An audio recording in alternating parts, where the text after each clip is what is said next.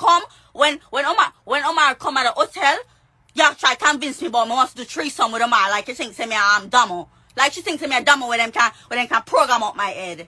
She feels that she gotta program my head like how she program up dumb. She feels that she gotta program me. Come try. So now, Omar come fuck her in at the hotel when me pay for. And then here what she said that Omar would extend the hotel. She said Omar would extend the hotel. She said Omar would pay for extend the hotel. And in the morning come now when Omar is supposed to pay for him woman, where him just come and fuck out to extend the hotel, Omar not pay for it. Omar don't pay for it. Omar did not pay for that shit.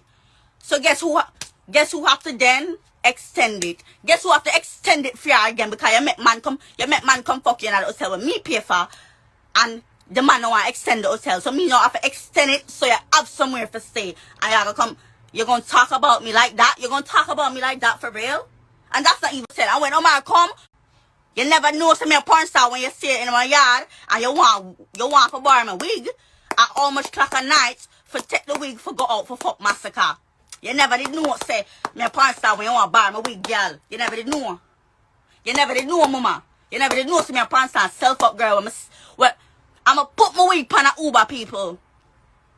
I'ma put my 36-inch curly wig on a Uber and send the wig straight up at wherever part she live up at Davy or whichever part she live. I send the wig clean up at Davy for B so she could wear the wig, go out with massacre. You know, so you're a pussy for sure. Cause you shouldn't dare talk about Mr. Varney like that when you know I was a real friend to you. You should not. You know.